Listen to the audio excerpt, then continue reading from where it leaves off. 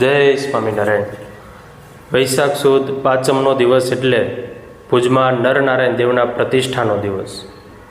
આમ તો જ્યારે સ્વામિનારાયણ ભગવાને અમદાવાદની અંદર નરનારાયણ દેવની પ્રતિષ્ઠા કરી, ત્યારબાદ ભુજના ભક્તો, ગંગારામ મલ આદિ ભક્તોએ મહારાજ પાસે ગઢપુરમાં આવ્યા અને મહારાજ પાસે વિનંતી કરી કે મહારાજ, અમારા ભુજ શહેરની અંદર પણ આપ પ્રતિષ્ઠા દેવની કોઈ કરો અને સરસ મજાનું મંદિર બંધાવો। અને એ જ સમયે મહારાજે સભામાં વૈષ્ણવાનંદ સ્વામી એમને આજ્ઞા કરી કે સ્વામી, તમે ભુજની અંદર સરસ મજાના અમારા મંદિરનું બાંધકામ કરો। અને વૈષ્ણવાનંદ સ્વામી એક જ વર્ષની અંદર સરસ મજાનું શિખરબંધ મંદિર એ સમયની અંદર તૈયાર કર્યું અને મહારાજને ભુજ નગરની અંદર તેડાવ્યા।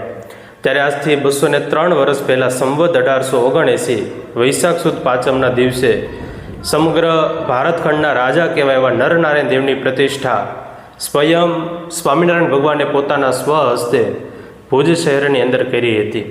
અને મોટા સંતો એવી વાતો કરે કે જ્યારે નરનારાયણ દેવની પ્રતિષ્ઠા કરી ત્યારે જેવા દેવને સિંહાસનની અંદર પધરાવ્યા એટલે આખા મંદિરની અંદર ખૂબ જ શીતળ પ્રકાશ છવાઈ ગયો હતો અને ઘણા સમય સુધી આ પ્રકાશ રહ્યો। અને જેવો પ્રકાશ બંધ થયો ત્યારે એ જ સમયે સિંહાસનની અંદર ખુદ શ્રીજી મહારાજ બેઠા હોય એવા ત્યાં તમામ સંતો ભક્તોને દર્શન થયા હતા। અને એ સમયે મહારાજ એવું કહેવા માગતા હતા કે આ ભુજમાં જે અમે નરનારાયણ દેવ પધરાવ્યા છે એમાં અમે પ્રત્યક્ષ રીતે રહ્યા છીએ। ત્યારે એવા પ્રતાપી ભુજમાં નરનારાયણ દેવ ભગવાને પોતાના સ્વહસ્તે આજથી 203 વર્ષ પહેલાં પધરાવ્યા હતા। અને એના જ કારણે આજે સત્સંગ ભુજની અંદર હેરોભેરો આપણને દેખાય છે। આજે સંતોમાં એટલું બધું ભજન ભક્તિ જોવા મળે, સેવા ભાવના જોવા મળે।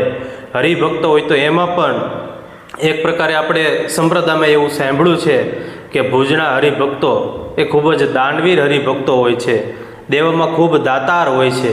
ત્યારે એની પાછળ સંતો એવું કહે છે કે ભુજમાં જે નરનારાયણ દેવ છે એમનો પ્રતાપ અને એના ખૂબ મોટા રૂડા આશીર્વાદ છે।